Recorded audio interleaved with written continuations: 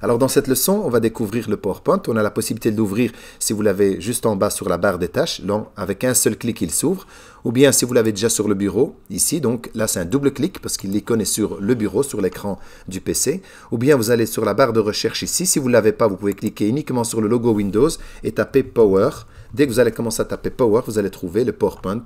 Et là aussi, je fais qu'un seul clic. Donc, quand je clique une fois, le programme va s'ouvrir. Alors, quand il s'ouvre la première fois, eh bien, ici, j'ai la possibilité de pouvoir soit ouvrir une nouvelle présentation, donc un nouveau document vierge, blanc. Donc, si je clique dessus, vous allez voir, là, il est au début, il est blanc, il n'y a rien du tout. C'est-à-dire, c'est nous qui devons tout créer de A à Z. On doit avoir un peu plus l'habitude pour pouvoir travailler, avoir des idées de mise en page, de déco, etc. Donc, je reviens une fois en arrière. Donc, je le referme exprès, comme ça, vous voyez.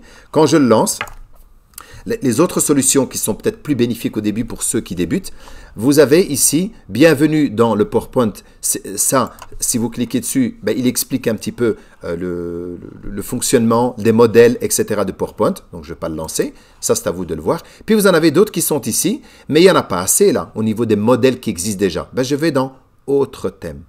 Et quand je clique dans « Autres thèmes », là, comme par magie, bah, j'ai pas mal de templates, de décors, de modèles qui existent. Comme ça me donne déjà une inspiration. Alors, quand je regarde cela, bah, je me dis, tiens, là-dedans, il n'y a pas vraiment quelque chose qui me plaît. Eh bien, je n'ai plus qu'à aller cliquer dans les recherches suggérées. Je peux choisir, par exemple, que je veux faire un PowerPoint de présentation. Je veux présenter un produit, je veux présenter un cours, je veux présenter une leçon. Je pourrais utiliser là-dedans. Les thèmes sont d'autres thèmes. Donc, on va vérifier chacun de celles-ci pour que vous puissiez voir un petit peu les différents types de looks. Et vous allez voir, ça va changer, ça va être beaucoup plus agréable. Donc, regardez un petit peu cela. Vous voyez un peu comment ils sont. Ils sont un peu très carrés, très simplistes. Maintenant, je vais cliquer sur présentation.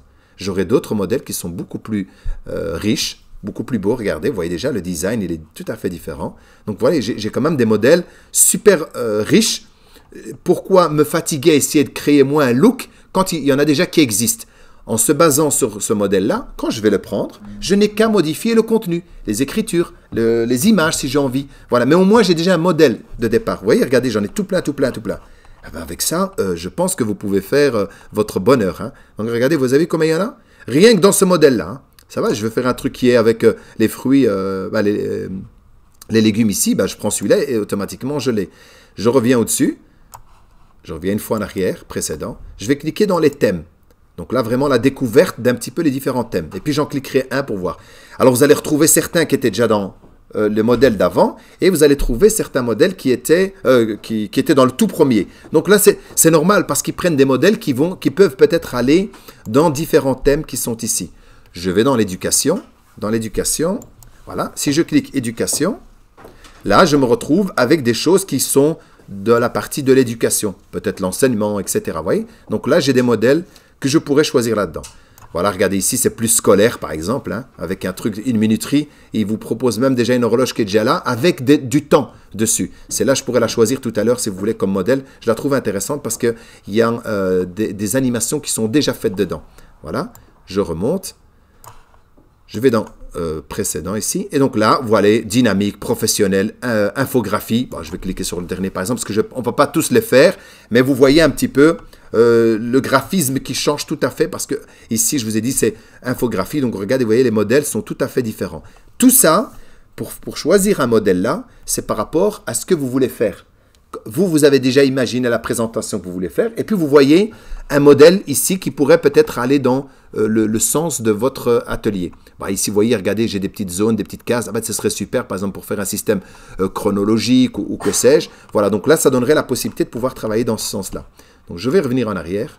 Je vais prendre dans présentation. Et je vais en prendre un au choix, simplement pour vous dire, voilà, si vous en prenez un qui a déjà été conçu avec un modèle, je vais voir un peu lequel. Bon, je n'avais pas de préférence, mais allez, je vais prendre par exemple celui-ci.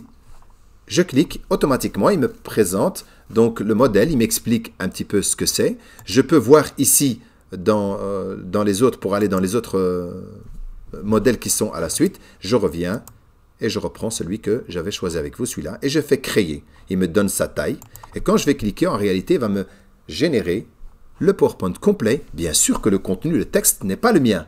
Mais imaginons que ça répond justement. Je n'ai plus qu'à insérer le titre de ma présentation, ajouter un sous-titre. Je vais dans le deuxième, je fais le titre de la diapositive qui est ici. L'image ne me plaît pas, ben je n'ai plus qu'à la retirer, par exemple celle-ci, et aller insérer une nouvelle image dans mon dossier. Je prends au hasard, hein, simplement pour que vous puissiez voir. Voilà. Vous allez rechercher, donc vous allez l'habiller avec le vrai contenu que vous avez besoin. Et vous allez à la diapositive suivante. Là, vous allez remarquer, ben voilà, j'ai une image qui est là, qui ne me plaît pas, je mets une autre image. Mais au moins, tout le design derrière, le numéro 3, le petit fond bleu, etc. change. Ici, il est marqué titre de la diapositive, mais c'est tapé le titre de votre sujet. Et ainsi de suite, je continue pour aller compléter un petit peu tout mon PowerPoint dans son entièreté. Donc voilà, là, vous avez vraiment un truc complet, même avec un graphique, etc. Bien sûr que vous pouvez changer aussi. Hein. Donc voilà, là, ça vous donne une idée un petit peu du PowerPoint prédéfini. Vous avez que à changer les images et le texte qui est repris dedans pour le rendre, comment je veux dire, qui correspond à ce que vous voulez faire, vous, comme enregistrement de PowerPoint.